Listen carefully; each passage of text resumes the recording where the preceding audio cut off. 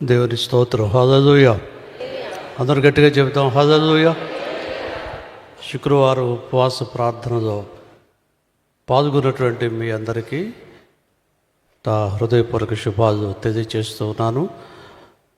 ఎండలు ఎక్కువగా ఉన్నప్పటికీ మరి దేవుని సన్నిధిని మనం ప్రేమించి ప్రభువు దగ్గర ఉండడం అనేటువంటిది మనకెంతో ఆశీర్వాదం. కాబట్టి దేవుని యొక్క సన్నిధానంలో మనం విశ్వాసంలో ఇంకా ఎదిగి భజించడానికి మన హృదయాలను సిద్ధపరచుకుందాము. సమయానికే 10 గంటలకే రావాలి, ఎందుకంటే మనం 1 గంట లోపలే ముగించడానికి మేము ఈ శుక్రవారం వేసవి కాలం ఇష్టపడుతూ ఉన్నాము. గమనించండి, రేపు 2వ తారీఖు మరలా ప్రతి నెల జరిగే ధైర్యముతో కృపాసనతకు చేరుదామనే కార్యక్రమం ప్రతి నెల మొదటి మంగళవారం మరి ఇదే మందిరంలో జరుగుతుంది. ఆ విషయాన్ని గుర్తుపెట్టుకోండి. ఆ రోజు అందరి కొరకు మేము దైవ సేవకురాలు సత్య విజయ్ కుమార్ గారు, అలాగే నేను కూడా మీ అందరి కొరకు వ్యక్తిగతంగా ఎక్కువ ప్రార్థన చేస్తాం. మరి ఆ విషయాన్ని కూడా గుర్తుపెట్టుకొని ధైర్యంతో కృపాసనతో చేరుదామనే కార్యక్రమంలో కూడా మీరు పాలిభాగస్తులుగా ఉండాలని ప్రభుపేట మీకు జ్ఞాపకం చేస్తున్నాను. మంచిది. దేవుని వాక్యాన్ని కొద్ది సమయం విందాము. నహూము గ్రంథము 1వ అధ్యాయము 7వ వచనాన్ని చదువుదాం. ప్రవక్త నహూము గ్రంథం పాత నిబంధనలో ఉంటుంది. హబక్కూకు, మీకా, నహూము అనే గ్రంథంలో 1వ అధ్యాయము 7వ వచనాన్ని చదువుకుందాం. యెహోవా ఉత్తముడు శ్రమదినమందు ఆయన ఆశ్రయ దుర్గము తన యందు నమ్మిక ఉంచు వారిని ఆయన ఎరుగును. రైట్. ఒకసారి మీ బైబిల్ పైకెత్తండి. అందరూ బైబిల్ పైకెత్తండి. ప్రార్థనా యేసుని సందర్శన, పరమ తండ్రితో సంభాషణ. ప్రార్థన యేసుని సందర్శన, పరమ తండ్రితో సంభాషణ. ఏకాంతముగా ప్రార్థించగా నీతిని నాకు నేర్పించును. ఏకాంతముగా ప్రార్థించగా నీతిని నాకు నేర్పించును. యేసు రూపము నాకిచ్చును. యేసు రాజ్యము నన్ను చేర్చును. యేసు రూపం నాకిచ్చును. యేసు రాజ్యం నన్ను చేర్చును. ప్రార్థన యేసుని అందరూ పడదాం. పరమ తండ్రితో సంభాషణ. ప్రార్థన యేసుని సందర్శన, పరమ తండ్రితో సంభాషణ. ప్రేమగల తండ్రి, మీకు వందనములు. ఈ మధ్యాహ్న సమయాన్ని మాకు దీవెనకరంగా ఉంచండి. ఆత్మ ద్వారా మాతో మాట్లాడండి. యేసు పరిశుద్ధ నామంలో ప్రార్థిస్తున్నాము తండ్రి, ఆమేన్. దేవుని యొక్క వాక్యాన్ని మనం చదువుకున్నాము. నహూము అనేటువంటి ప్రవక్త ఇజ్రాయేల్ మధ్యలో నినివే పట్టణాన్ని కూర్చున్నటువంటి వివరణ నహూము మాట్లాడినట్లుగా చూస్తాం. బైబిల్లో చిన్న ప్రవక్తలు, పెద్ద ప్రవక్తలు, major prophets and minor prophets. పెద్ద ప్రవక్తలు ఉన్నారు, చిన్న ప్రవక్తలు ఉన్నారు. వాస్తవంగా యెషయా, ఇర్మియా, యెహెజ్కేలు వీరు పెద్ద ప్రవక్తలు. హోషియా నుండి మలాకీ వరకు ఉన్నటువంటి వారందరూ, దాదాపుగా ఉన్నటువంటి వీరందరూ కూడా చిన్న ప్రవక్తలుగా కనబడుతుంటున్నారు. దేవుని యొక్క వాక్యం మనం గమనించినట్లయితే యెహోవా ఉత్తముడు.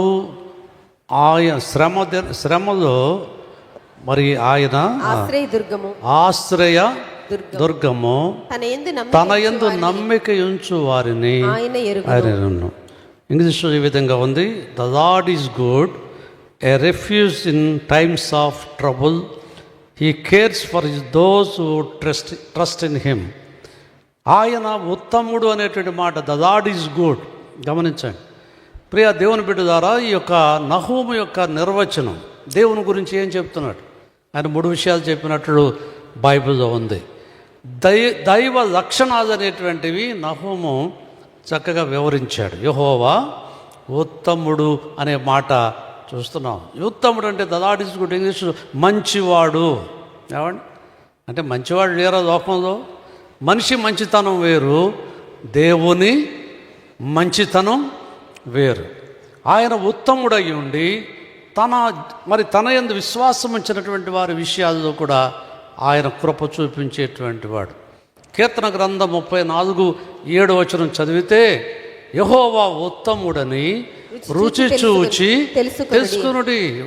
ఓ taste and see the lord is good. ఉత్తముడైన దేవుని నీవు రుచి చూడాలి. ఏమండి ఆయన ఉత్తముడని చెప్పుకోవడంలో మరి చెప్పుకోవడమే కాదు, కానీ ఆయన ఏం చేయాలి, నీవు రుచి చూడాలి. కొన్ని పదార్థాలు రుచి చూస్తేనే ఎట్లా ఉంటాయి, మనకి దాని రుచి ఏంటో మనకి తెలుస్తుంది. ఈరోజు దేవుని రుచి చూసావా నువ్వు? ఏమండి వింటున్నావు మంచిదే, చదువుతున్నావు మంచిదే, కానీ అనుభవపూర్వకంగా రుచి చూడాలి. ఆయన ఉత్తముడిని రుచి చూచేటువంటి ఒక అనుభవం కావాలని ప్రభు మాట్లాడుతున్నాడు. దావీదు జీవితం మనం చూస్తే దావీదు దేవుని రుచి చూచాడు. అందుకే ఆయన జీవితంలో గొప్ప జయాలు పొందుకుంటూ వచ్చాడు, ఆశీర్వాదాన్ని పొందుకుంటూ వచ్చాడు. నువ్వెప్పుడైతే దేవుని రుచి చూస్తున్నావో జీవితంలో ఒక గొప్ప మేలును ప్రభువు నీ కొరకు సిద్ధపరుస్తున్నాడు. ఆయన ఉత్తముడిని రుచి చూచి తెలుసుకోవాలి. మరి ఏం తెలుసుకుంటున్నాం మనం? ఈరోజు మనుషులేనో తెలుసుకుంటున్నారు, కంప్యూటర్ జ్ఞానం ఏంటో తెలిసింది, చంద్రమండలంలో ఎలా వెళ్ళాలో తెలుసుకున్నారు. ఈ మధ్య అమెరికాలో నాసా అనే ఒక సంస్థ ఉంది, వాళ్ళు చంద్రమండలంలో మానవుడు నివసించడానికి చూస్తున్నారంట, ఏర్పాట్లు చేస్తున్నారట. ఈ భూమి ఎప్పటికైనా నాశనం కాబోతుంది శాస్త్రవేత్తలు చెప్తున్నారు. అయితే వారేం చెప్తున్నారంటే చంద్రుడి మీద కూడా మనుషులు మనకు సమీపంగా ఉన్నాడా? 3,80,000 కిలోమీటర్ల దూరంలో ఉన్నాడు చంద్రుడు. మనకు బంతిదాకా కనబడుతున్నాడు ఇక్కడికి. అంత దూరములో మానవుడు నివసించడానికి వారు వెతుకుతూ ఉన్నారు, అవకాశాల కొరకు కనిపెడతా ఉన్నారు, ఎన్నో తెలుసుకుంటున్నారు మనుషులు. కానీ ఏం తెలుసుకోలేకపోతున్నారు? యెహోవా ఉత్తముడని తెలుసుకోలేకపోతున్నారు. దేవుని యొక్క మంచితనం, దేవుని యొక్క ఔన్నత్యం. ఏమండి ఓసారి మోషే అడిగాడు, ప్రభువా మిమ్మల్ని చూడాలనుకుంటున్నాను, నేను మీ ముఖాన్ని చూడాలనుకుంటున్నానని ప్రభువు ఆ మోషే దేవుని అడిగాడు. ప్రభు అన్నారు మోషే, నన్ను చూచి ఏ నరుడు బ్రతకడు. ఏమండి అసలు ఈ వేసవికాలం సూర్యుడిని చూడడానికే మనకి కడవ నీళ్ళు వచ్చేస్తూ ఉంటాయి.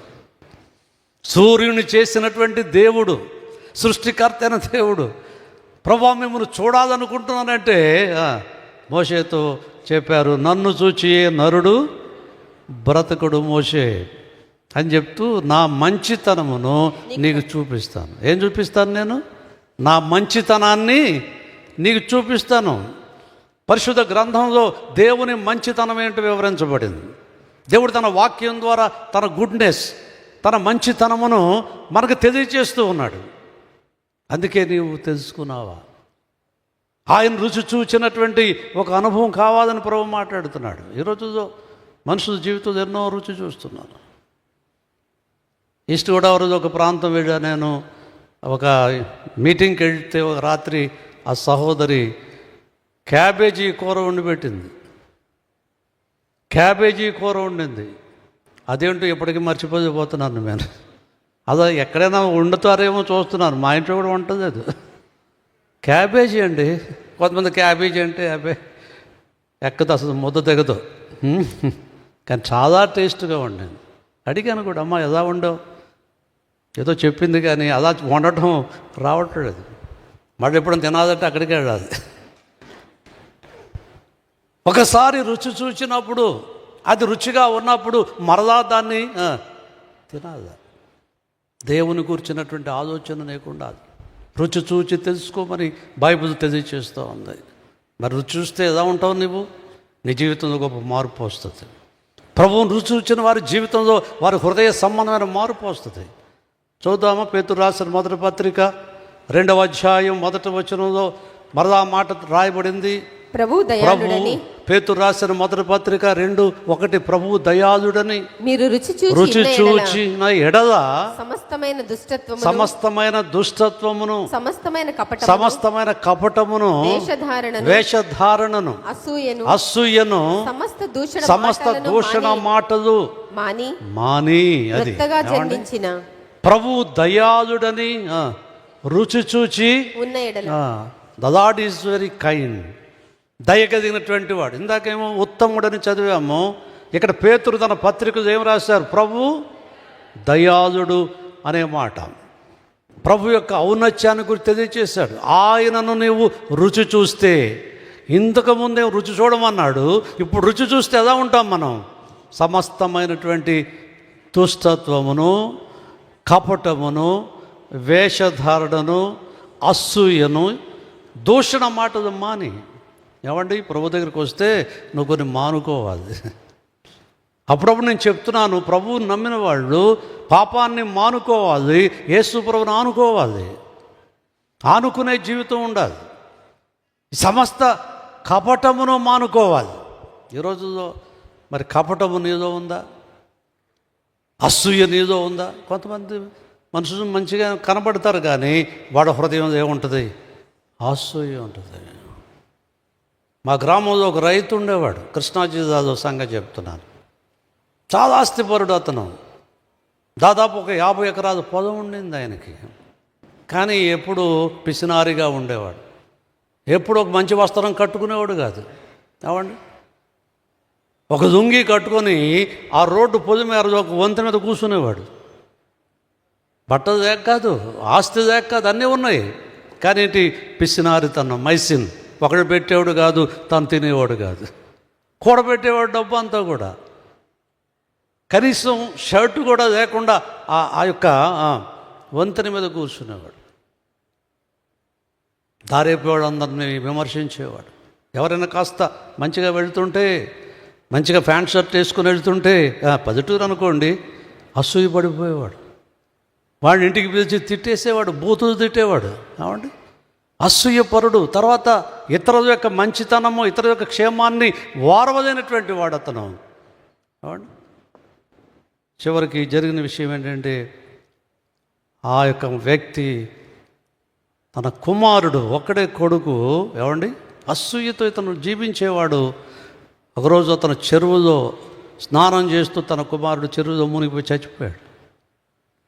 ఆ తర్వాత అతని భార్య క్యాన్సర్ వచ్చింది, భయంకర క్యాన్సర్ వచ్చి చనిపోయాడు.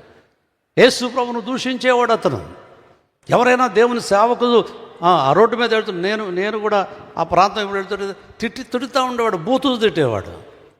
ఏమండి, నష్టం రాలేదా? కుటుంబంలో కీడు రాలేదా? ఏమైంది తన జీవితం అంతా కూడా? దేవుని వాక్యం చెబుతుంది, అసూయ, వేషధారణను మానుకోవాలి. హిపోక్రసీ అన్నాడు ఇంగ్లీష్లో. వేషధారణ ఉండకూడదు.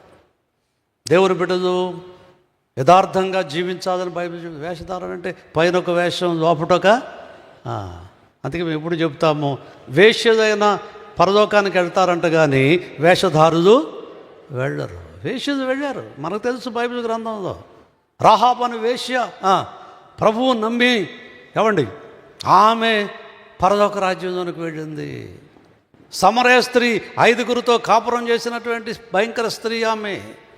అలాంటి వ్యక్తి ప్రభు ఆమెతో మాట్లాడినప్పుడు తన కొండను విడిచిపెట్టి వెళ్ళి యేసు ప్రభుని మెస్సయాను గూర్చి సాక్ష్యము చెప్పింది.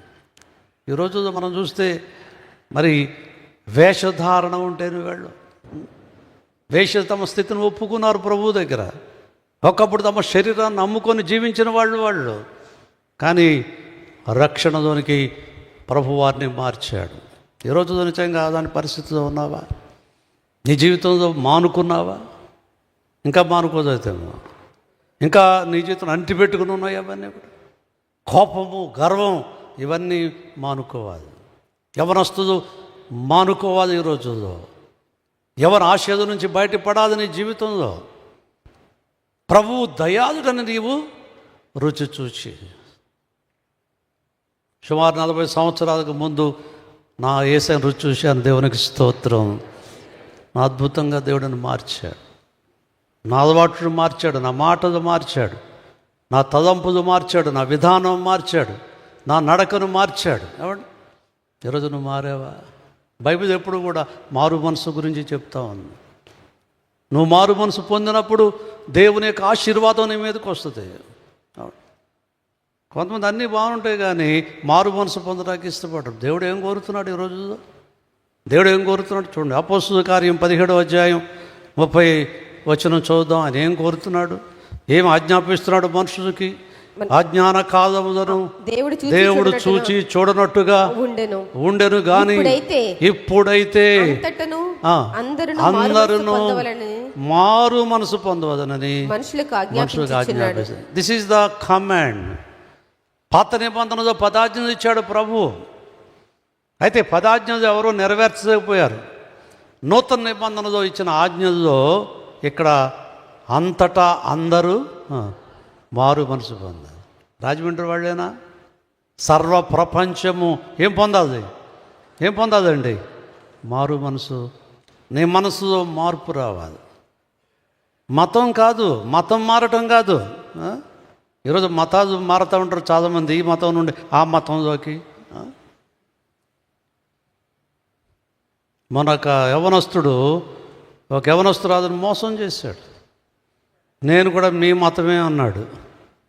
నేను కూడా మీ మతమే అని ఏదో మొత్తం మీద ఆమెను పెళ్లి చేసుకున్నాడు. ఆ తర్వాత తెలిసింది అతను వేరే మతానికి చెందినటువంటి వాడని. పెద్ద గొడవ, గందరగోళం ఇప్పుడు జరుగుతూ ఉంది హైదరాబాద్లో. సంగతి చెప్తున్నారు. మతాలు మారుతూ ఉన్నారు. పెళ్లి కొరకు, దేని కొరకు? బైబిల్ చెప్పేది ఏంటంటే మనస్సులో ఏం రావాలి? మార్పు రావాలి. నీ ఊహల్లో మార్పు, నీ మాటల్లో మార్పు అనేది. అందుకే దేవుని బిడ్డ ద్వారా గమనించండి. ప్రభువు దయాళుడని రుచి చూచి ఉన్న ఎడల. రుచి చూసావా? ఆయన ఉత్తముడని రుచి చూచి ఏం చేయాలా? తెలుసుకోవాలి. దైవ గ్రంథాన్ని చూసినట్లయితే ఆయన ఔన్నత్యాన్ని, గొప్పతనాన్ని నీవు గ్రహించేటువంటి వ్యక్తిగా ఉండాలని ప్రభువు మాట్లాడుతున్నాడు. దైవ గ్రంథంలో మరియా అనే ఒక సహోదరి ఉంది. బేతనియా గ్రామంలో ఆమె జీవితంలో చూడండి. లూకా సువార్త 10వ అధ్యాయము 41వ వచనం చదువుకుందాం. 10వ అధ్యాయం 41వ వచనము. లూకా సువార్త. అందుకు ప్రభువు, మార్తా మార్తా, నువ్వు అనేకమైన పనులను గూర్చి విచారము కలిగి ఉన్నావు, తొందరపడుచున్నావు గాని అవసరమైనది ఒక్కటే. మరియ ఉత్తమమైన దాన్ని ఏర్పరచుకొనెను, అది ఆమె యొద్ద నుండి తీసివేయబడదని ఆమెతో చెప్పాను. Mary chose good things. ఆమె ఏర్పరచుకుంది. నువ్వేం ఏర్పరచుకుంటున్నావు? మరియ ఉత్తమమైనది ఏర్పరచుకుని ప్రభువు చెప్పారు. అది ఆమె యొద్ద నుండి తీసివేయబడదు. ఏంటో ఉత్తమమైనది? యేసయ్య పాదాల దగ్గర కూర్చుంది. ఆయన బోధ వింటుంది, ఆయన వాక్యం వింటుంది. నువ్వేనాది? కొంతమందికి దేవుని వాక్యం వినడానికి టైం లేదు. సినిమాకు పోవడానికి, వ్యర్థమైన వాటి దగ్గర పరిగెత్తడానికి టైం ఉంది, కానీ దేవుని సరిగ్గా రావడానికి ఏమి లేదు. మన కుటుంబం అంతటితో రావాలి ప్రభు దగ్గరికి. దేవుని సన్నిధిలో కనపడాలి. ఆయన పాదాల దగ్గర ఏం చేయాలి? కూర్చోవాలి. ఆయన వాక్యాన్ని వింటున్నప్పుడు ప్రభు మరియను గురించిన సాక్ష్యం ఏంటంటే, మరి ఉత్తమమైన దాన్ని అది ఆమె యొద్ద నుండి, ఇప్పుడు చెప్పండి, తీసివేయబడని వాటిని ఏర్పరచుకుంది. తీసివేయబడని వాటిని అంటే ఆమె జీవితంలో అన్ని ప్లస్ పాయింటే ఉంది, మైనస్ లేదు. మరి మనుషులు ఏం ఏర్పరచుకుంటారు లోకంలో? అన్నీ తీసివేయబడే వాటిని ఏర్పాటు చేయదు. నువ్వు సంపాదించిన ధనము తీసివేయబడుతుంది. వెండి బంగారములు తీసివేయబడతాయి. మేడ మిద్దెలు తీసివేయబడతాయి. పేరు ప్రతిష్టలు తీసివేయబడతాయి, కానీ తీసివేయబడింది ఏంటి? ఆయన పాదాల దగ్గర కూర్చొని సంపాదించుకున్నది నువ్వు పరలోక రాజ్యం వరకు ఏం చేస్తుంది? అది ఏర్పాటు తీసివేయబడదు అని ప్రభువు చెప్పారు. మరి తీసివేయబడదా? దాన్ని సంపాదించుకున్నావా? తీసివేయబడే వాటి కొరకు పరిగెత్తుతున్నాను. మా తాతగారు ఆయుర్వేదిక్ డాక్టర్ అయి ఉండి 102 సంవత్సరాలు బ్రతికాడు. ఏజూరు, వెస్ట్ గోదావరి ఏజూరులో. ఒక మంచిది సంపాదించాడు, డబ్బు సంపాదించాడు. సరే, ఆ డబ్బు అంతా మా నాన్నగారు మా చిన్న ఆయన అందరు పాడు చేశారు. ఆయనకి ఏ చెడ్డు వ్యసనం లేదు. వైద్యం చేయటం చక్కగా రోజు లేదంటే 25 కిలోమీటర్లు నడిచి వెళ్ళేవాడు ఆయన. ఈ ఎండలో కూడా నడిచేవాడు ఆయన. ఎవడు తెల్ల పంచి కట్టుకునేవాడు, తెల్ల లాల్చి వేసుకొని, ఎర్ర కండవ వేసుకొని, తలపాగా జుట్టుకొని, చెప్పు వేసుకొని 25 మైళ్ళు రోజు నడిచేవాడు ఆయన. ఏ జబ్బు లేదు. అప్పుడప్పుడు అనేవాడు, నేను అప్పుడు చిన్నవాడిని, తాతయ్య నువ్వేంటి ఎండలో నడిచేస్తున్నావంటే, నాకు ఎండ తగలదురా బాబు అనేవాడు. తగులుతాయి. ఎప్పుడు జ్వరం రాలేదు ఆయనకి. దేవుని బిడ్డ ద్వారా గమనించండి. మరి అంత ఆస్తి సంపాదించాడు. ఆయన చనిపోయినప్పుడు ఆయన వెంబడి ఏది రాదు. ఆయన చనిపోయినప్పుడు నోటులో 2 తులాల బంగారం పెట్టారు. నోట్లో ఏమండి బంగారం పెట్టారు. సరే, అప్పుడు ఆ రోజుల్లో మా నాన్నగారిని అడిగాను, నాయన మరి తాతయ్య బంగారం తీసుకెళ్తాడా? ఎక్కువ నాకు చెప్పదాక తీసుకెళ్తాడరా అన్నాడు. 9 ప్రక్కన శ్మశానం ఉంటే అప్పటికే మా తాతగారు ప్రభువు నమ్ముకోదు, అది మేము నమ్ముకోదు. అప్పటికి శ్మశానంలో తీసుకెళ్ళారు మా తాతయ్యని. ఆ క్రిమేషన్ చేసేటప్పుడు చెప్పండి, ఆ కాడి మీద నుండి డెడ్ బాడీని దింపినప్పుడు ఆ బంగారం తీసేశారు నోట్లో నుండి. నాకు అనిపించింది, మా నాన్నగారు ఎంత అబద్ధం ఆడాడు. నాతో ఏమన్నాడు? తాతగారు తీసుకెళ్తాడురా అన్నాడు. ఏం తీసుకెళ్ళాడు? తీసుకెళ్తాడా? మరియ ఉత్తమమైన దాన్ని ఏం చేసింది? అసలు మరియ అనే మాటకు చేదు అని అర్థం. బిటర్నెస్, చేదైనటువంటి పరిస్థితి. మారా అనే పదము నుండి మరియా అనే పదం వచ్చింది. పాత నిబంధనలో మారా దగ్గరకు వచ్చినప్పుడు నీళ్లు చేదైనవి ఇజ్రాయేలు తాగటానికి. మారా అనే పదము నుండి మరియా అనే పదం వచ్చింది. అసలు వాస్తవంగా చెప్పాలంటే చేదు. మరి ఈ మాట చెప్పనివ్వండి, ఆ చేదైనటువంటి స్త్రీ యేసయ్య పాదాల దగ్గరకు రాగానే తీపిగా మారింది. దేవునికి స్తోత్రం. యేసయ్య నీ జీవితంలో చేదును తీసేస్తాడు, బిట్టర్నెస్ తీసేస్తాడు, బలహీనతలు తీసివేస్తాడు. నిన్ను ఎలా మారుస్తాడు ఆయన? మధురముగా మార్చేటువంటి దేవుడు. దేవుని బిడ్డలంటే ఏంటండి? మధురమైనటువంటి వారు, తీయని వారు, ఇతరులకు రుచికరమైన వారు. నీవు ఆయన రుచి చూస్తే నీవు కూడా ఇతరులకు ఎలా ఉంటావు? రుచికరంగానే ఉంటావు. దేవుని వాక్యం మనం చూస్తే నహూము అంటున్నాడు, యెహోవా ఉత్తముడు. ఈరోజు నువ్వు ఆ ఉత్తముడైన దేవుని గట్టిగా పట్టుకున్నావా? పరిశుద్ధుడైన దేవుని గట్టిగా పట్టుకున్నావా? ఈరోజు పరిశుద్ధత లేని వాళ్ళు ఏవండి, మాట్లాడని వారు, వినని వారిని, నడవలేని వారిని మోసుకెళ్తున్నారు ఎక్కడికి వెళ్తే కూడా. అజ్ఞానం, ఈరోజు మూఢనమ్మకాలు. బైబిల్ చెప్తూ ఉంది ఆయన ఉత్తముడైనటువంటి దేవుడుగా ఉంటున్నాడు. అంతేనా? ఆయన లక్షణాలు ఏంటి? ఒకసారి యోవేలు గ్రంథంలోకి రండి. 2వ అధ్యాయంలో ప్రభు యొక్క ఔన్నత్యము గూర్చి యోవేలు గారు కూడా చక్కగా వ్రాశారు. 2వ అధ్యాయము యోవేలు గ్రంథంలో 2వ అధ్యాయం 13వ వచనం చదువుతున్నాము. మీ దేవుడైన యెహోవా కరుణా వాత్సల్యములు గలవాడును, శాంతమూర్తియు, అత్యంత కృపగలవాడునయుండి. తాను చేయనుద్దేశించిన. ఆ మాట గమనించండి. అక్కడ యోవేలు గారు కూడా 3 లక్షణాలు చెప్పాడు ప్రభువుని గురించి. ఆయన ఎలాంటి వాడు? కరుణ, వాత్సల్యము. ప్రేమ కంటే ఇంకొక డిగ్రీ ఎక్కువ చెప్పాలంటే వాత్సల్యము. ఒక తల్లి తన బిడ్డను ఒడిలో పెట్టుకున్నప్పుడు ఎంత వాత్సల్యత కనపరుస్తుందండి ఆ బిడ్డను. కొంతమంది ఉంటారు తల్లులు, నా కొండే, నా బంగారమే అని ముద్దు పెట్టుకుంటూ తప్పేదని.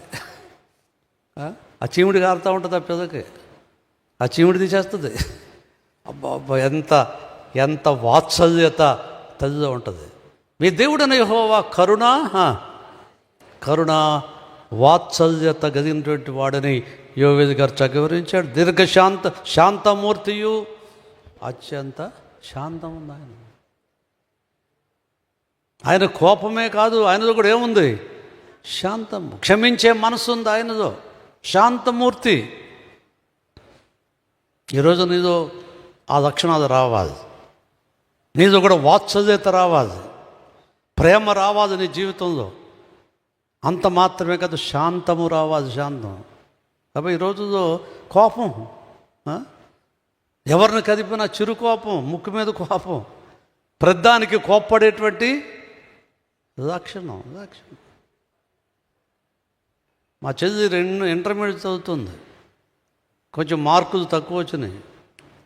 మా అమ్మగారు అంతగా చదువుకోపోయినా అడుగుతూ ఉండేది, అమ్మ ఎలా చదువుతున్నావు అంటే నేనే అప్పుడు మార్కులు చెప్పాను. మా చెల్లి మార్కులు మా అమ్మగారికి చెప్పా.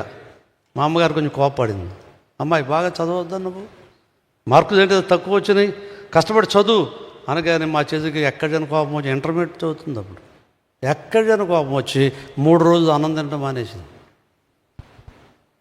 3 రోజులు అన్నం తినడం మానేసింది. మొదటి రోజు అయితే మా అమ్మగారు అదే పోయిందమ్మా, బాగా చదువుకో, భోజనం ఎందుకు మానేస్తున్నావు అంటే విన్నదా. ఆ తర్వాత మా నాన్నగారు బతిమిలాడాడు, నేను బ్రతిమిలాడాను, ఇంట్లో అందరూ బతిమిలాడారు. 3 రోజులు అన్నం మానేసింది. చివరికి ఇలాగ వేసవి కాలం, డీహైడ్రేషన్ వచ్చింది, వాటర్ కూడా తాగదా. ఆఖరికి హాస్పిటల్లో పెట్టాల్సి వచ్చింది, సదైన ఎక్కించాల్సి వచ్చింది. కోపం, అదగటం. బైబిల్ చెప్తుంది, దేవుని బిడ్డల్లో శాంతం ఉండాలి, దీర్ఘశాంతం ఉండాలి. ఉందా శాంతం? సహనం ఉందా జీవితంలో? దేవుడు కోరేది అదే మనలో అందరూ కూడా, సహనం ఉండాలి, సహించే మనసు ఉండాలి, ఓర్చుకునే మనసు ఉండాలి. ఒక చిన్న మాట నీ ఇంట్లో వచ్చినప్పుడు ఓర్చుకోవాలి కొన్ని మాటలు. ముఖ్యంగా స్త్రీలు సహనము కలిగి ఉండాలని బైబిల్ తెలియచేస్తూ ఉంది. అందుకొరకు బైబిల్లో మనం చూసినప్పుడు ఆయన ఉత్తముడైనటువంటి దేవుడు అని నహూము గారు తెలియచేశారు. రెండో మాట మనం గుర్తుపెట్టుకుంటే, నహూము గ్రంథం 7వ వచనంలో శ్రమ దినమందు ఆయన ఆశ్రయ దుర్గము, a refuge in times of trouble. శ్రమ దినం వచ్చినప్పుడు ఆయన మనకి ఏమై ఉన్నాడు? ఆశ్రయమై ఉన్నాడు. ఆశ్రయ దుర్గం అండి. ఆయన నీకు చెప్పాలంటే ఆయన మనకు షెల్టర్ అయి ఉన్నాడు. ఎండాకాలం వచ్చింది, మనం ఎండలో వెళుతూ ఏ చెట్టు కింద నిలబడిపోతాం, కాసేపు నిలబడతాం, చెట్టు మనకు ఆశ్రయం ఇస్తూ ఉంది. వర్షం వస్తున్నప్పుడు ఎక్కడో ఒక చోటకి చేరుకుంటాము. శ్రమ దినములో ఆయన మనకి ఏమై ఉన్నాడు? ఆశ్రయం. నీకు ఆశ్రయం ఇచ్చేవాడు. కాబట్టి ఈ రోజుల్లో ఆశ్రయదుర్గమైన ప్రభువుని నువ్వు వెంబడిస్తున్నావా?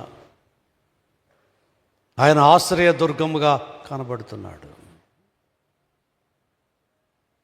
ఒక సముద్రం ఒడ్డున ఒక పర్వతం ఉంది. ఆ పర్వతం మీద కొన్ని పక్షులు ఎప్పుడు కూడా ఆ పైకి వచ్చి ఆ కొండ గుహల్లో ఎక్కడో ఉండేవి. అవి ఇలా సాయంకాల టైంలో పర్వతం మీదకి వచ్చేసి చక్కగా అరుస్తూ ఉండేవి, ఆడుకుంటూ ఉండేవి. సముద్రం చూసిందంట, నా ఎదురుగా మీరు నన్ను హేళన చేస్తారా, నన్ను తక్కువ చేసి అరుస్తారా అని కోపం వచ్చిందంట సముద్రానికి. ఒకసారి వెంటనే సముద్రం పొంగి ఆ పర్వతాన్ని ముంచేసిందంట. అప్పుడు సముద్రం అనుకుందట, ఇంకా వీటి పీడ వదిలిపోయింది, చచ్చినవి ఇవి అనుకుందట. మళ్ళీ సముద్రం వెనక్కెడగానే మళ్ళీ పక్షులు అక్కడే కనపడుతున్నాయట. దేవుని స్తోత్రం చెప్పండి. ఎందుకో తెలుసా మీకు? పర్వతములో ఉన్న ఆ యొక్క సొరంగాల్లో దాచబడి ఉన్నాయి. దేవునికి స్తోత్రం. శ్రమలు నీ మీదకి సముద్రం వచ్చినట్టు రావచ్చేమో, కష్టాలు నీ మీదకి రావచ్చేమో, సమస్యలు నీ మీదకి రావచ్చేమో. సోదరుడా, నీవు ప్రభువును ఆశ్రయించినప్పుడు ఆయన చేతి నీడలో నిన్ను దాచిపెడతా ఉన్నాడు. మహోన్నతుని చాటున నివసించు వాడే సర్వశక్తి నీడను విశ్రమించువాడు. మహోన్నతుడైన దేవుడు ఆయన. ఆయన నీడలో నువ్వు ఉన్నావా? ఆయన నీడలో నువ్వు ఉన్నావు? ఆయన చేతి నీడలో నీవు ఉన్నావా? అనేక విషయాలు బైబిల్లో కనపడతాయి మనకు. నీకు శ్రమలు వచ్చినప్పుడు కృంగిపోవద్దు. కొంతమందికి శ్రమ రాగానే బాధపడిపోతారు, కృంగిపోతారు. నాకెందుకు వచ్చినాయి ఈ శ్రమలు? అసలు నీ మాట చెప్పనివ్వండి, శ్రమలు కొన్నిసార్లు నీకు మేజే జరుగుతుంది. శ్రమల్లో ఏమొస్తుందట? మేజే వస్తుంది. దావీదు గారు 119వ కీర్తన రాస్తూ 71వ వచనంలో ఒక మాట చెప్తున్నాడు చూడండి. 71వ వచనంలో ఒక మాట, నేను నీ కట్టడలో నేర్చుకున్నట్లు శ్రమ నొంది ఉండుట నాకు మేలాయను. నేను నీ కట్టడలో నేర్చుకోవాలంటే నేనేం పొందాలా? శ్రమ పొందాలి ప్రభువా. శ్రమలు నీకు నేర్పిస్తాయి అనేక విషయాలు. నేను ఒక మాట చెప్తాను, సుఖములో ఉన్న భక్తి కంటే శ్రమల్లో ఉన్న భక్తి గొప్పదిగా ఉంటుంది. దేవునికి స్తోత్రం. శ్రమ వచ్చినప్పుడే నువ్వు దేవుని వెతకగలవు. శ్రమ వచ్చినప్పుడే ప్రభువు దగ్గరికి రాగలవు. నేను నీ కట్టడలు నేర్చుకున్నట్లు శ్రమ నందు యూనిట్ ఏమైంది నాకు నేర్పిస్తాడు ప్రభు. అక్కడే కొన్ని కట్టడలు నేర్పిస్తాడు. దేవుని బిడ్డ ద్వారా ఈరోజు నిజంగా ఈ అనుభవాలు గుర్తు చేసుకున్నావా? అప్పుడప్పుడు సర్కస్లో గ్రేట్ ఓరియంటల్ సర్కస్, ఇదివరకు నేను ఉద్యోగం చేసే రోజు విజయవాడలో గ్రేట్ ఓరియంటల్ సర్కస్ అని ఒకటి వచ్చేది. సర్కస్ ఆ పట్టణంలో ఒక నెల రోజులు ఆడిపించేవాడు. జంతువులన్నీ తీసుకొచ్చి ఆడిపించేవాడు. పెద్ద పులి, ఎలుగుబంట్లు, సింహము, ఇంకా అనేకం తీసుకొచ్చి ఆ సర్కస్లో మనుషుల కంటే ఎక్కువగా పనిచేసేవి. నాకు అనిపించేది, ఎలాగూ ఆడుతున్న ఇవన్నీ. ఎలుగుబంటి మోటార్ సైకిల్ నడిపేది, బైక్ నడిపేదండి. అసలు ఆశ్చర్యం. మరి ఎలా నేర్చుకున్నాయి అవన్నీ? నేర్పించారు. ఏమంటే మామూలు ఎలుగుబంటికి నేర్పిస్తారా? పెద్ద పులికి నేర్పిస్తారా? అరణ్యాల్లో ఈ జంతువులను పట్టుకోవడానికి పెద్ద పులిని పట్టుకోవాలంటే ఒక పెద్ద గొయ్యి తవ్వుతారు. ఆ గొయ్యి తవ్వి ఆ గోతి మీద కొన్ని కర్రలు పరుస్తారు, దాని మీద మట్టి వేస్తారు, కొన్ని ఆకులు వేసి ఆ పెద్ద పులికి ఏది ఇష్టమైన ఆహారమో ఒక మేక పెదను కట్టేస్తారు. అక్కడ వాడు పక్కకు తప్పుకుంటారు. ఈ లోపల పెద్ద పులి వచ్చి చూసి దాని మేక పెద కోసం, ఆహారం కోసం దాని మీద జంప్ చేయగానే అది సరిగ్గా ఆ గోతులో పడిపోద్ది. ఆ గోతులో, చాలా లోతైన గోతులో పడిపోద్ది. అప్పుడు వస్తారు మనవాళ్ళు. అప్పుడు ఒకరోజు, 2 రోజులు, 3 రోజుల తర్వాత వస్తారు. అప్పటి వరకు దానికి నీళ్ళు ఉండు, ఆహారం ఉండదు, ఇంకా చిక్కిపోయినట్టు, కృషించిపోయినట్టు ఉంటుంది. అసలు సర్కస్ అంతా అక్కడ నేర్పిస్తారు. ఎక్కడ? గోతులోనే. సిట్, స్టాండ్, అక్కడే నేర్చుకుంటుంది. ఏది? పెద్ద పులి. అన్నీ నేర్పించాక అప్పుడు బయటికి తీసుకొచ్చి అప్పుడు సర్కస్లో ఆడిపిస్తారు. దేవుని బిడ్డ ద్వారా కొన్ని పరిస్థితుల్లో మనలో ఉన్న క్రూరత్వం, మనలో ఉన్నటువంటి అవిధేయత, నీలో ఉన్నటువంటి బుద్ధిహీనత, అశ్రద్ధ, సోమరతనం, ఇవన్నీ తీసివేయబడాలంటే నువ్వు కూడా ప్రభు యొక్క శిక్షణలోనికి ఏంటి? ఆ శిక్షణ ట్రైనింగ్ ఏంటది? శ్రమనందు ఉంట నాకేమైంది? మేదాయను. అసలు సౌలు దావీదును తరమకపోతే దావీదు రాజు అవుతాడా? అవడు. ఆ శ్రమల ద్వారా దావీదు ఒక ఉన్నతమైనటువంటి స్థితిలోకి వచ్చాడు. నేర్చుకున్నాడు కట్టడలు. అరణ్యంలో తిరుగుతున్నప్పుడు ఎన్నో నేర్చుకున్నాడు. ఆకదంటే ఏంటో తెలిసింది దావీదుకి, చదంటే ఏంటో తెలిసింది దావీదుకి, ఎండంటే ఏంటో తెలిసింది. ఇప్పుడు మనకి ఎండంటో తెలియట్లేదు. అలానే మిమ్మల్ని అందరినీ ఎండలో నడిపించా నేను అంటలేదు. కొంతమందికి ఏసీ లేకపోతే నిద్రపట్టలేదు ఈరోజు. కొన్ని విషయాలు ప్రభువు నేర్చుకోవాలి. మా సేవా జీవితంలో మరి ఎన్నో నేర్పించాడు ప్రభు. ఆకదంటే ఏంటో తెలుసు నాకు, చదంటే ఏంటో తెలుసు, ఎండంటే ఏంటో తెలుసు. ఇప్పుడంటే ఏదో కారులో తిరుగుతున్నాం కానీ నడిచి వెళ్ళిన దినాలు ఉన్నాయి. ఎండలో నడిచామండి. సముద్రం ఇసుక మీద 3-4 కిలోమీటర్లు నడిచాను మిట్ట మధ్యాహ్నం ఒక ఊరు వెళ్ళడానికి. నేర్చుకోవాలి. నువ్వు అనేక విషయాలు నేర్చుకోవాలి. అపోస్తలుడైన పౌలు అంటాడు, సంతృప్తి కలిగి ఉండా నేర్చుకున్నాను. ఏం నేర్చుకున్నామంటే ఆయన ఉన్నదానితో తృప్తి పడ్డాం. ఈనాడు నీకు తృప్తి ఉందా జీవితంలో? ఆనందం ఉందా? ఉన్నదాన్ని బట్టి ఆనందిస్తున్నావు జీవితంలో? ఏదో చెడ్డవారిని చూసి వ్యసన పడుతున్నావు, ఆడకదాకా నాకు లేదేంటి అనుకుంటున్నావు చాలాసార్లు. బైబిల్ చెబుతూ ఉంది, శ్రమలో మనకు ఆయన ఏమై ఉన్నాడు? ఆశ్రయ దుర్గము. శ్రమలో మనకు ఆశ్రయ దుర్గము. 46వ కీర్తన 1వ వచనంలో దేవుడు మనకు ఆశ్రయమును దుర్గమునై ఉన్నాడు. ఆపత్కాలములో ఆయన నమ్ముకొనదగిన సహాయకుడు. ఈరోజు నమ్ముకొనదగిన వాళ్ళు లేరండి. నమ్ముకొనదగిన వాళ్ళు కనపడట్లేదు. బంధువులు ఉంటారు, నమ్ముకొనదగిన వాళ్ళకి ఉంటుంది. స్నేహితులు ఉంటున్నారు, నమ్ముకోలేని వారుగా ఉంటున్నారు. ఈరోజు నీ జీవితంలో నమ్ముకొనదగిన సహాయకుడిగా ప్రభువును నమ్ముకోవచ్చు. ఆయన్ని, ఆయన నమ్మదగిన Jesus Christ is a faithful and righteous God. ఆయన నమ్మదగిన వాడు, నీతిమంతుడు. నీతిమంతుడు అండి దేవుడు అంటే, రైచియస్. ఆయన నీతి ఉంది. అందుకే మీరు ఎక్కడైనా చూడండి, యేసు ప్రభు బ్రాందీ షాప్ అని ఉంటుంది ఎక్కడన్నా, wine shop. Jesus Christ wine shop అని ఉండదు, ఇంకోటి ఉంటుంది, ఇంకో పేరు ఉంటుంది. యేసు ప్రభు సినిమా థియేటర్ అని ఉంటుంది ఎక్కడన్నా, అది ఉండదు. ఇంకా రకరకాల దేవుడి పేరు, దేవతల పేరు ఉంటుంది. ఎందుకు? యేసు ప్రభు ఎలాంటి? ఆయన పాపమునకు ఆధారమైన వాడు కాదు, నీతికి ఆధారం. నమ్మదగినటువంటి దేవుడు. నమ్ముకోవచ్చు ఆయన.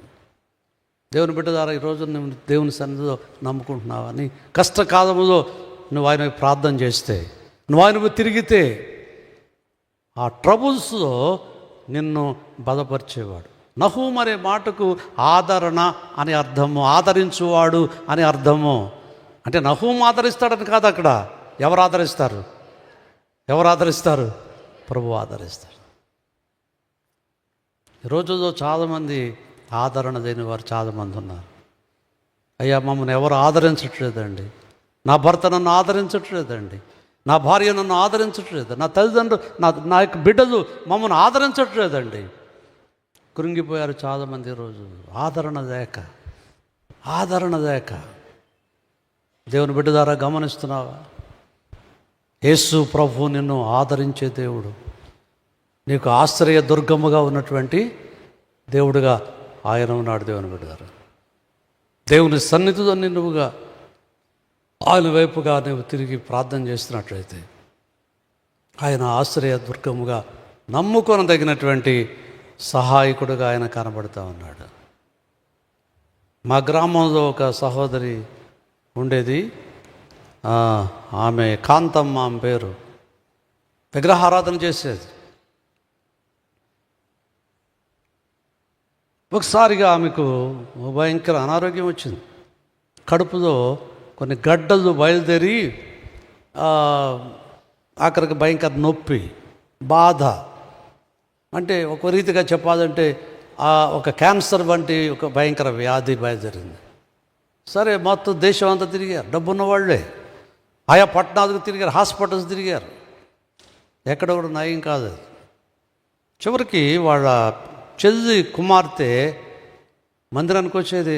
ఆ గ్రామంలో రక్షణ పొందింది ఆ పాప, యవనస్తురాలు.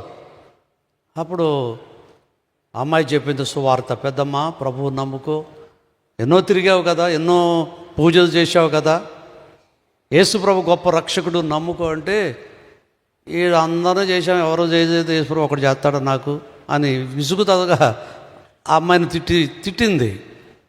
సరే, ఆ తర్వాత ఆమెను ఫైనల్గా సిఎంసిలో జాయిన్ చేశారు. రాయవేలూరు సిఎంసిలో జాయిన్ చేశారు. రాయవేలూరు అంటే అది పెద్ద క్రిస్టియన్ హాస్పిటల్ అది. మరి ఇప్పుడు మన రాయవేలూరు హాస్పిటల్ మనం తెలుసు, మన తమిళనాడులో మనకు చిత్తూరుకు దగ్గరగా ఉంటుంది. అక్కడ జాయిన్ చేశారు. సరే, జాయిన్ చేస్తే డాక్టర్ జాయిన్ చేసుకున్నారు. ఏదో ఆమెకు ఏదో సర్జరీ చేయాలనేటువంటి స్కానింగ్ అంతా చేసి సర్జరీ చేయాలి. అయితే ఈమె ఇంకా రాత్రి పగలు నిద్ర ఉండేది కాదు, బాధ తట్టుకోలేని బాధ. ఏదో మెడిసిన్ వేస్తున్నారు, తగ్గట్లేదు. ఇంకా రేపు సర్జరీ చేయడానికి, ఆపరేషన్ చేయడానికి సిద్ధపడ్డారు డాక్టర్స్. ఎందుకు ఆ పక్క పేషెంట్స్ కూడా ఎదురు ఉండేది కాదు ఏం బాధ చూసి. అప్పుడు అనుకుందట, యేసు ప్రభువా, మరి మా చెల్లి కుమార్తె చెప్పింది, మరి మిమ్మల్ని నమ్ముకుంటే నువ్వు సహాయం చేస్తావని. ఆయన రాత్రి పడుకునేటప్పుడు ఆ బెడ్, ఆమె పడుకోవడం అనేది ఏం లేదు, ఆ రాత్రి టైంలో 2 మాటలు ప్రార్థన చేయడం రాదు, కానీ ఒక మాట ఏమనుకుంది, యేసు ప్రభువా, నిన్ను మరి నీ గురించి విన్నాను, మా చెల్లి కుమార్ చెప్పిందని అనుకున్నప్పుడు అసలు ఆ రోజు గాఢ నిద్ర పట్టిందంట. దేవునికి స్తోత్రం. ఇక పక్కోళ్ళు అనుకున్నారు అందరూ గెలిపోయిందేమో అనుకున్నారంట. ఇన్ని రోజులు నిద్రపోని వ్యక్తి నిద్రపోతుంది. ఉదయకాలము సర్జరీ జరగదు ఆమెకి. అయితే ఆశ్చర్యమైన విషయం ఏంటంటే, దేవుని బిడ్డ ద్వారా ఆ రాత్రి ప్రభువును గురించి తలంచింది, ప్రభువుని అడిగింది. ఆ బెడ్ మీద నిద్రపోతున్నప్పుడు అద్భుతం జరిగిందండి. ఉదయం వచ్చారట, ఉదయం డాక్టర్లు వచ్చారు, ఆపరేషన్ థియేటర్లో తీసుకెళ్తూ మరొకసారి ఈమైతే చాలా ప్రశాంతంగా ఉంది, బాధ అంటూ ఏమి లేదు. బాధ అంటూ ఏమి లేకపోతే డాక్టర్ అడిగాడట, ఏమ్మా ఎట్లా ఉంది నీకు? మరి ఏంటి ఒక మాట చెప్తా ఉంది, అయ్యా డాక్టర్ గారు, రాత్రి మీరు ఆపరేషన్ చేసిన దగ్గర నుంచి నాకు చాలా బాగుందంట. దేవుని స్తోత్రం. ఆఖరికి మెంటది కూడా వచ్చింది అన్న. ఇప్పుడే కదా మేము తీసుకెళ్తున్నాం థియేటర్లోకి. లేదమ్మా, ఇప్పుడు చేయటానికి తీసుకెళ్తున్నాను నిన్ను, ఇంక ఎనస్థీషియా ఇవ్వాలి. ఏమంటుంది, లేదండి రాత్రి చేసేసారు కదా నాకు ఆపరేషన్. ఒక అద్భుతం జరిగిందండి ఆమెకి. ఆ రాత్రి ఆమె నిద్రపోతున్నప్పుడు ఒక కల్లో 3 డాక్టర్లు 3 సిస్టర్స్ వచ్చి థియేటర్లో తీసుకెళ్ళి ఆపరేషన్ చేశారట. దేవునికి స్తోత్రం. ఆపరేషన్ చేసి ఆమె కడుపులో ఉన్న గడ్డలన్నీ తీసేసారట. చూపించారు, అమ్మ ఇదిగో నీ కడుపు ఎన్ని గడ్డలున్నాయి చూడను. తీసేసిన దగ్గర నుండి మళ్ళీ కుట్లు వేసేసారు. అప్పటి నుంచి ఆమెకు ఎలా ఉంది? ప్రశాంతంగా ఉంది, నిద్రపట్టింది. మళ్ళీ ఇదే మాట అంటుంది, ఏం కథ అనుకోవట్లేదు, రాత్రి చేశారు కదండి అయ్యా నాకు. ఏంటి రాత్రి చేయదమ్మా, ఇప్పుడే చేస్తాను. ఏమో మీరు చేసిన దగ్గర నుంచి నాకే బాధ లేదు.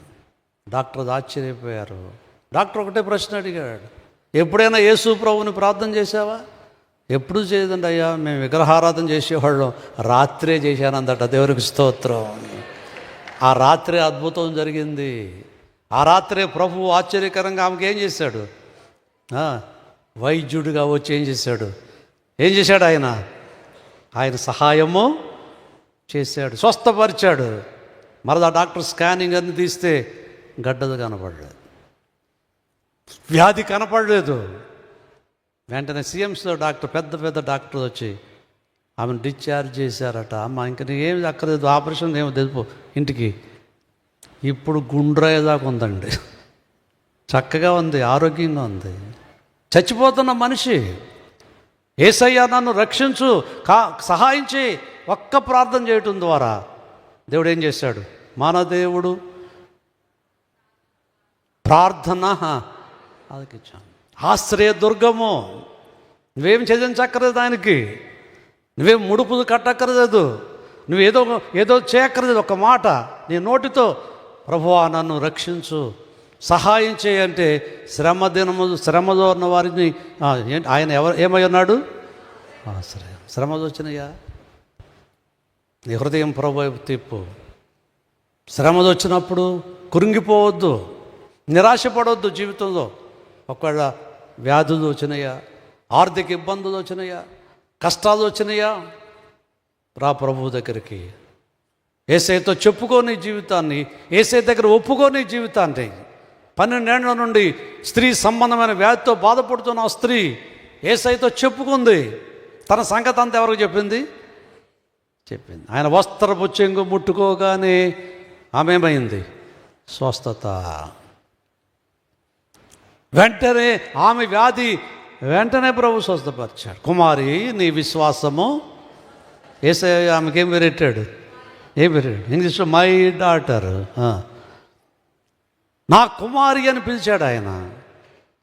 కుమారుడా కుమారి అని పిలిచేది బైబిల్ ఒకటే. దేవునికి స్తోత్రం చెప్పండి. కొన్ని మతాల్లో ఏం ఉండవు, ఓరి భక్త ఓరి నరుడా అన్నారు, కానీ బైబిల్లో కుమారుడా రిలేషన్. యేసు ప్రభువారు స్వస్థపరచటమే కాదు, నీతో సంబంధం కలుపుతున్నాడు. హల్లెలూయా. ఏంటా సంబంధం? తండ్రి కుమారుడు, తండ్రి కుమార్తె సంబంధాన్ని ప్రభు ఏర్పాటు చేశాడు. యేసయ్య నమ్ముకున్న వాళ్ళు, రక్షణ పొందిన ఇప్పుడు ఎవరు వీళ్ళు? దేవుని కుమారులు. హల్లెలూయా. యెషయా గ్రంథము 56వ అధ్యాయానికి రండి. దేవుని వాక్యంలో యెషయా గ్రంథము 56 4వ వచనం చదువుతున్నాము. దేవుని వాక్యం చూడండి. నేను నియమించిన విశ్రాంతి దినములను ఆచరించుచు నాకు ఇష్టమైన వాటిని కోరుకొనుచు నా నిబంధనను ఆధారము చేసుకొని షండులను గూర్చి యెహోవా ఇలాగు సెలవిచ్చున్నాడు. నా ఇంటను నా ప్రాకారములోను ఒక భాగమును వారికి ఇస్తాను. నేను కొడుకులు కూతుళ్ళు, వినండి జాగ్రత్తగా, నా ఇంటను నా ప్రాకారం భాగం ఇస్తాను. కొడుకులు కూతుళ్ళు అనిపించుకొనుట కంటే శ్రేష్టమైన పేరు. ఏ పేరు అంట? ఏమ్మా ఏ పేరండి? ఏ పేరు? అమెరికా ప్రెసిడెంట్ గారు వచ్చి ఈరోజు ఇక్కడికి మీరందరూ నా కూతురు అన్నారనుకోండి, మీ హృదయాలు ఎంత ఉప్పొంగిపోతాయి. ఆయన ఆస్తిపరుడు అండి. ట్రంప్ గారండి మామూలు ఆయన కాదు, గొప్ప వ్యాపారవేత్త కూడా. యుఎస్లో చాలా బిజినెస్ ఉండింది ఆయనకి. ప్రభు అంటున్నాడు, నా కూతుళ్ళు కుమార్తెలు కొడుకులు కూతుళ్ళు అనిపించుకోనుడు కంటే శ్రేష్టమైన పేరు కూతురు అని పిలిచాడు ఆయన. కుమారుడు అని పిలిచాడు ప్రభు. దేవుని క్రైస్తవులు అంటే ఎవరండి? కులం కాదు. చాలామంది తెలియక క్రైస్తవులు అంటే పదన కులస్తుదా? ఎవరు వీళ్ళు? They are sons of God, they are daughters of God. దేవుని కుమార్తె నువ్వు. దేవుని భయం ఏంటి? ఇంకా నీకు భయం ఏమైనా ఉందా? ఎవరు వస్తున్నారు? అమ్మాయి ఫ్లైట్లో ప్రయాణం చేస్తుంది. ఎవరు వస్తున్నారు కాదు, టీనేజ్ గర్ల్, 12 సంవత్సరాలు పాప ఫ్లైట్లో కూర్చుంది. ఫ్లైట్లో కూర్చున్నప్పుడు ఫ్లైట్ కొన్నిసార్లు జరికిస్తుంది. విమానం ఆకాశంలోకి వెళ్ళిన తర్వాత ఏమవుతుంది? ఊగుతూ ఉంటుంది. అప్పుడు కొత్తగా ఎక్కిన భయపడిపోతాం సాధారణంగా. నేను దుబాయ్ నుంచి వస్తున్నప్పుడు కూడా దుబాయ్లో టేక్ ఆఫ్ అయ్యి ఫ్లైట్ హైదరాబాద్ వస్తుంటే సగం దూరం వచ్చాక ఊగుతూ ఉంది. అప్పుడు భయపడతాం. అప్పుడు ఈ పాప కూర్చున్న చోట ఉంది, విమానం జరికించి అటు ఇటు ఊగుతూ ఉంటే ఆ పక్కవాడు అందరూ కేకలేస్తున్నారు భయంతో, మరణ భయంతో. ఏం జరుగుతుందో, విమానం పడిపోద్దేమో, ప్రాణాలు పోతాయేమో అని భయపడుతున్నప్పుడు ఈ అమ్మాయి మాత్రం చక్కగా కూర్చుంది, నెమ్మదిగా కూర్చుంది, ప్రశాంతంగా కూర్చుంది. పైగా పాటలు పాడుకుంటుందట. పక్కడు అడిగాడు, అమ్మా నీకు భయం లేదా? విమానం అటు ఇటు జరికిస్తుంది, చచ్చిపోతామేమో మనందరం. మరి భయంతో కేకలేస్తున్నప్పుడు నీకు భయం లేదా అంటే అప్పుడు ఆమె చెప్పిందట, నాకేం భయం లేదు, విమానం నడిపే ఆయన మా డాడీ అందట. దేవునికి స్తోత్రం. విమానం నడిపేది ఎవరు?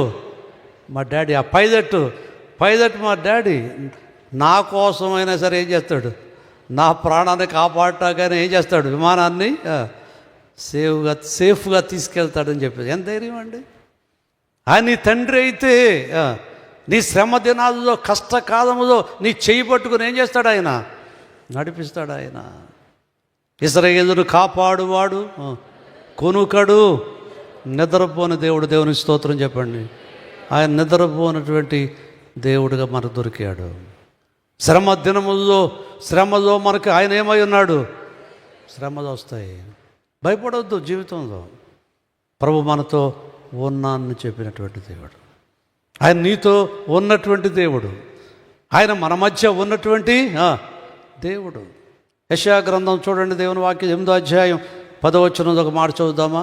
యెషయా గ్రంథం 8వ అధ్యాయం 10వ వచనం చూడండి. చివరి మాట చదువుతున్నాము. 8వ అధ్యాయం 10వ వచనం. దేవుడు మాతో ఉన్నాడు. ఈ మాట అందరూ గట్టిగా చెప్పండి. దేవుడు మాతో ఉన్నాడు. దేవుడు నీతో, చెప్పండి పర్వాలేదు, నోరు తెరిచి చెప్పండి. దేవుడు నీతో ఉన్నాడు. దేవుడు మనతో. హల్లెలూయా. ఎప్పుడైతే నువ్వు ఆశ్రయిస్తున్నావో ఆయన మనతో ఉన్నటువంటి దేవుడు, శ్రమల్లో ఉన్నటువంటి దేవుడు, సమస్యల్లో ఉన్నటువంటి దేవుడు. ఈరోజు నిజంగా ఆయన ఆరాధిస్తున్నావా? ఆయన నమ్ముతున్నావా? ఆశ్రయదుర్గమైన ప్రభువుని వెంబడి యేసే నా పరిహారి, ప్రియ యేసే నా పరిహారి, నా జీవిత కాలమెల్లా ప్రియ ప్రభువే నా పరిహారి. అందరూ పడదాం. నా జీవిత కాలమెల్లా ప్రియ ప్రభువే నా పరిహారి.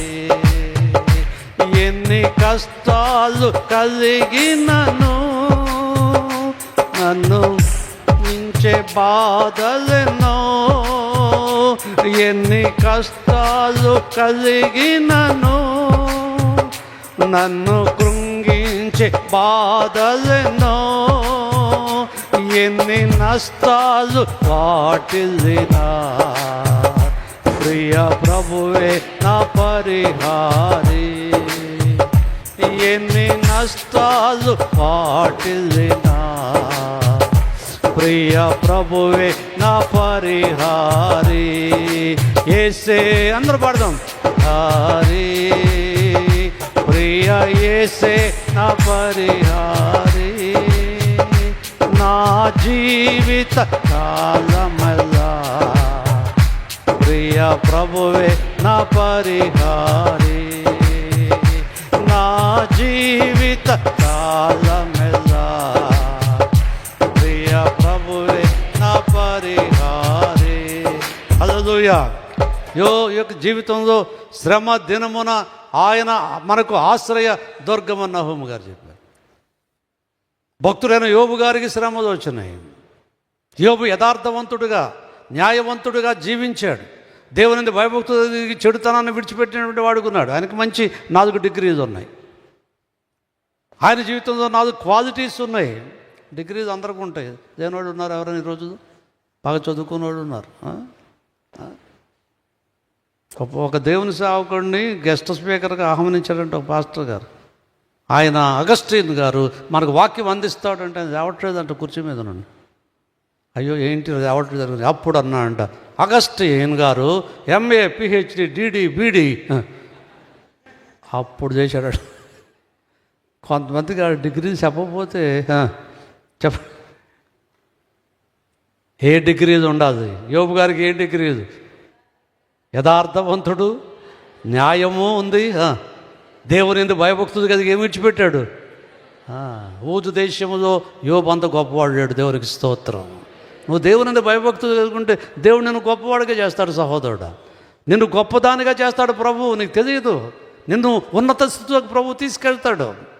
అంత గొప్ప యోబు జీవితంలో ఆయన, మీరు యోబు గ్రంథం చదువుతుంటే, ఊజు దేశంలో నా అన్నం తిన్నవాడు లేడు, నా వస్త్రం కట్టనవాడు లేడు అన్నాడు ఆయన. అందరికి భోజనం పెట్టాడు. ఊజు దేశం అంతా పెట్టాడట.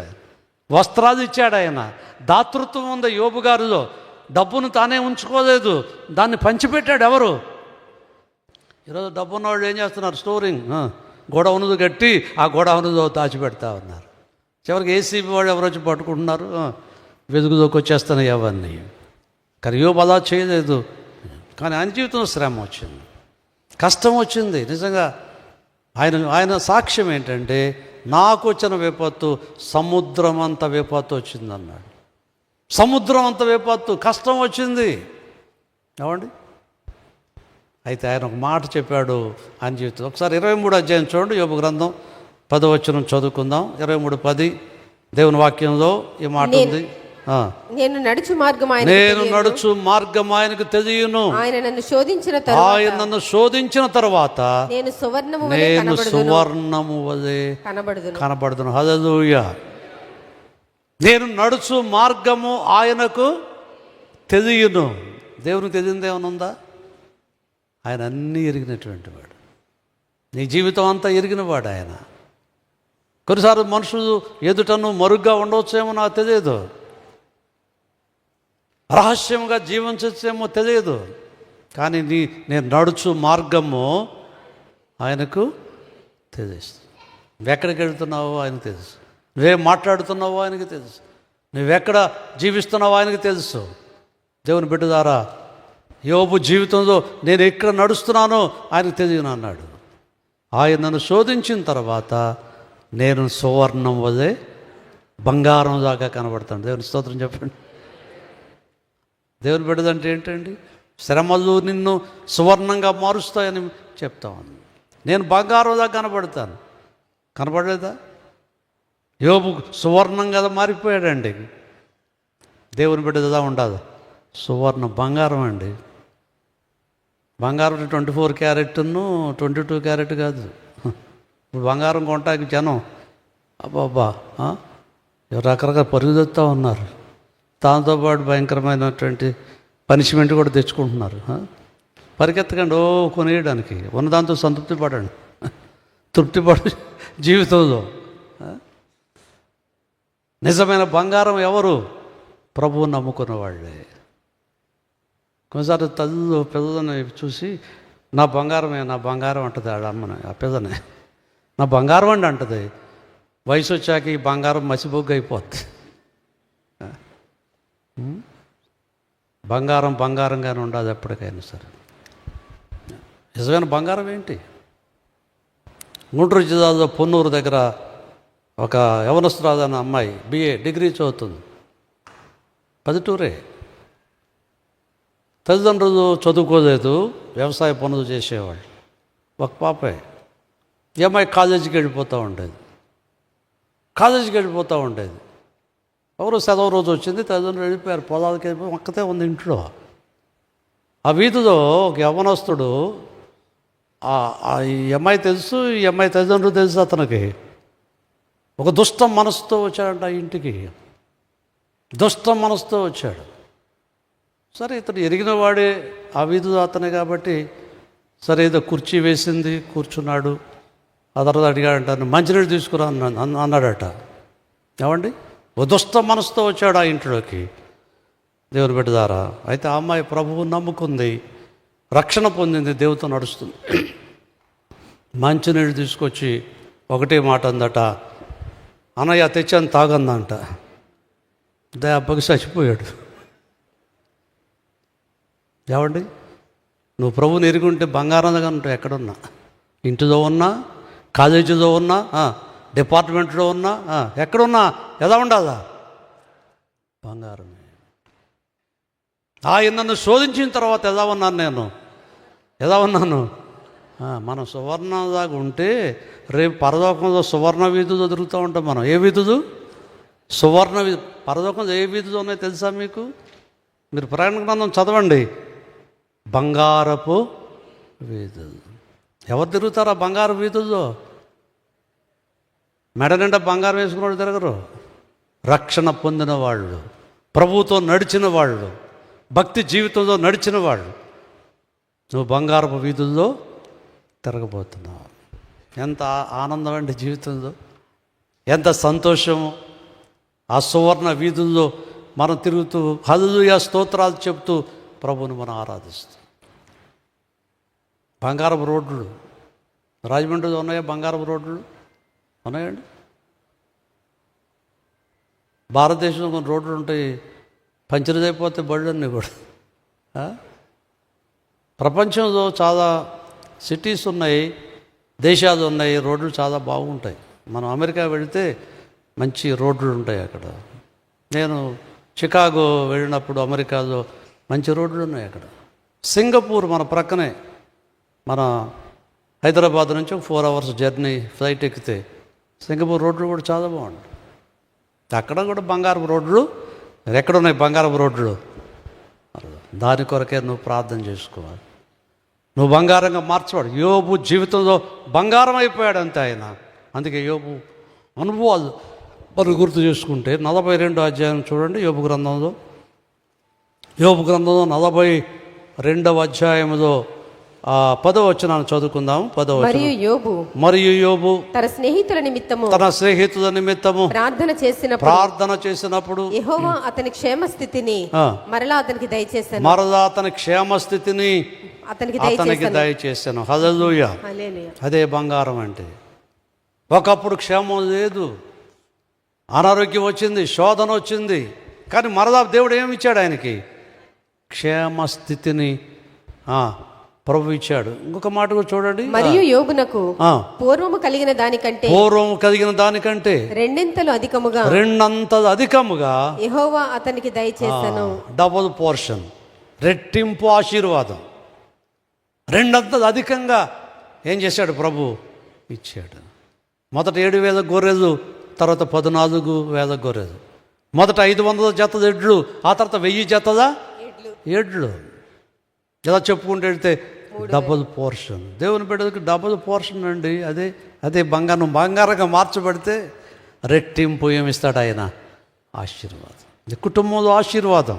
నీ బిడ్డలు, యోబు గారు కొడుకుల పేరు అయితే బైబిల్ లేవు, కానీ కూతురు పేర్లు ఉన్నాయి 3. ఆయన కూతురు ఎంతమంది? 3 కూతురు. ఎంత మంచి పేరు పెట్టినాడు ఆయన, మంచి పేరు పెట్టాడు. యోబు కుమార్తెదంతా సౌందర్యవంతులు ఆ దేశంలో లేరంట. హల్లెలూయా. దైవభక్తి కలిగి దేవునితో నడిస్తే నీ సంతానం కూడా ఆశీర్వదించబడుతుంది. నీ బిడ్డలు కూడా ఏం చేయబడతారు? ఆశీర్వదించబడతారండి. ఎంత దీవెన! 3 యవనస్తులైన పిల్లలు సౌందర్యవంతులు, ఆత్మ సంబంధమైన సౌందర్యం. చెప్పండి, ఈరోజు నీలో ఆ సౌందర్యం ఉందా? యోబు కుమార్తె వంటి అనుభవాలు నీలో ఉన్నాయా? వారి జీవితంలో తల్లిదండ్రులకి ఆశీర్వాదకరంగా ఉన్నారు. అక్కడికి వాక్యం ఉంటుంది, తన కుమారులతో పాటు తన కుమార్తె కూడా స్వాస్థ్యాన్ని పంచిపెట్టాడు, ఆస్తిని. హల్లెలూయా. అది యోబు గారి కాలంలోనే కూతుళ్ళు కూడా ఏమిచ్చారు? స్వాస్థ్యాన్ని ఇచ్చారు. దేవుని బిడ్డ ద్వారా నువ్వు దేవుని ఆశీర్వాదం పొందుతున్నట్లయితే రెట్టింపు ఆశీర్వాదంతో పాటు స్వాస్థ్యాన్ని ప్రభు మనకిస్తాడు, సంపదను మనకిస్తాడు, కుటుంబంలో గొప్ప సమాధానం ఇస్తాడు, సమృద్ధిని ఇస్తాడు. వెన్నడు విచారించాల్సిన అవసరం లేదు. ఈరోజు నిజంగా యెహోవా ఉత్తముడు అని నహోము అనుభవంలో ఆయన మాట్లాడుతున్నట్లుగా దేవుని వాక్యం చూస్తాం. ఆయన తను నమ్మిన వారిని ఆయన ఎరుగును. నువ్వు నమ్మిక ఉంచావా ప్రభు మీద? ఈ రాత్రి మధ్యాహ్నం నేను ఎరిగి ఉన్నాడు ఆయన. మన ఎరిగినటువంటి దేవుడుగా, ఆశీర్వదించేటువంటి దేవుడుగా కనబడుతున్నాడు. దేవుని బిడ్డ ద్వారా నీ జీవితంలో ఈ అనుభవాలు మనం గుర్తు చేసుకుందాం. తెచ్చినపడండి, అందరూ ప్రార్థన చేద్దాం. నిన్న మాటలు గమనంలో తెచ్చుకుందాం.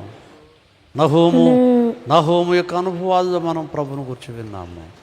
ఈరోజు నేను ఎరిగిన దేవుడుగా ఉన్నాడు, మర్చిపోని దేవుడుగా ఉన్నాడు ఆయన. నిన్ను ఈ రాత్రి ఆయన వైపుగా మధ్యాహ్నం తేరి చూద్దాం. యేసయ్య, నన్ను బలపరచండి, నన్ను నూతనపరచండి. నువ్వు ఉత్తముడైన దేవుడు అని విన్నాను ప్రభువా. రుచి చూచి అనుభవంలోకి నన్ను తీసుకెళ్ళండి నాయన.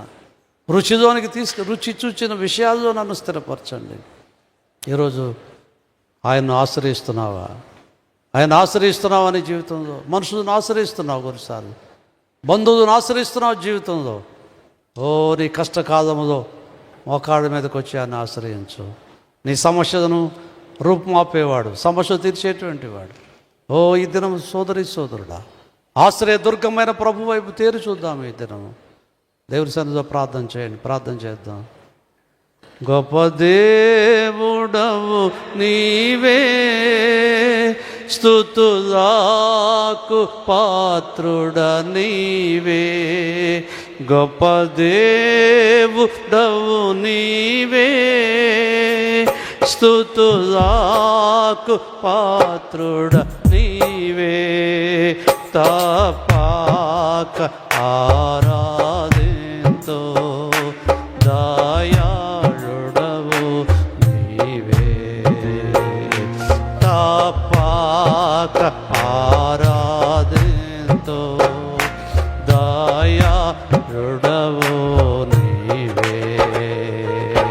రుచి చూచి ఎరిగి తిని యెహోవా ఉత్తముడనియు.